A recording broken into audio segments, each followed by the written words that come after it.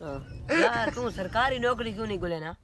यार सरकारी नौकरी दा केड़ा फायदा सरकारी दी नौकरी दा कोई फायदा ही कोनी कोई इज्जत ही कोनी कोई रिस्पेक्ट ही कोनी महल च कोई इज्जत कोनी होती है उन्हां दी मर्जी ते उठना उन्हां दी मर्जी ते बावना वो जेड़ी गल आखर उन्हां दा हुक्म मनना पोसी तैन पता मैं अपनी मर्जी दा मालिक हां आप ऐश करें नौकरी दा मतलब ही नौकर है नौकर बन के रावना पौना उस इज्जत दा क्या फायदा कोई फायदा ही कारोबार अपना क्यों ना करा कारोबार दे विच फायदा बंदा अपनी मर्जी नाल बहना अपनी मर्जी नाल आना जिस टाइम दिल चाहे उस टाइम दफ्तर खोल दे जिस टाइम दिल चाहे दफ्तर बंद कर दे सान केड़ा फायदा कि इन दी नौकरी करन दा यार वो पुराना दौर होना लोग सरकारी नौकरियां पिछू भजदा उधर लेना लगे करन आजकल हर कोई ढाना पैसे ते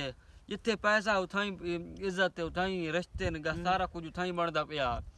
तन पता कारोबार च बहुत सारा पैसा है कारोबार ऐसा क्यों ना अपना कोई पेट्रोल पंप बढ़ा रहे वहाँ कितने मेल बढ़ा रहे वहाँ शुगर मेल बढ़ा आजकल रिश्ते भी कारोबार वाले बंदे ठीक पे रिश्ते सन तां ठीक सन कारोबार कर साथ तां सरकारी नौकरी का क्या फायदा 20-25 रुपये पीछे था अपनी जिंदगी दबा कर देवा यार कारोबार वाले बंदे दी महल विच इज्जत है ना कोई उसकी वैल्यू तो है इज्जत करने झोंके मिलते हैं कारोबार वाले बंदे दा एक अपना वखरा लेवल है ना है उसका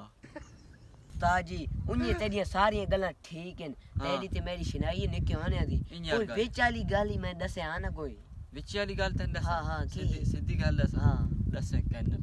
तू तो मैं निके आने दे संगी ते इज्जत रखे ना संगी एक कोई असल है जन मैं भाज के थक गई मैं सरकारी नौकरी लगती नहीं पे अच्छा हां मैं भाज के थका खला मैं आ कहूं ये को भाई अच्छा सरकारी नौकरी लगती नहीं पे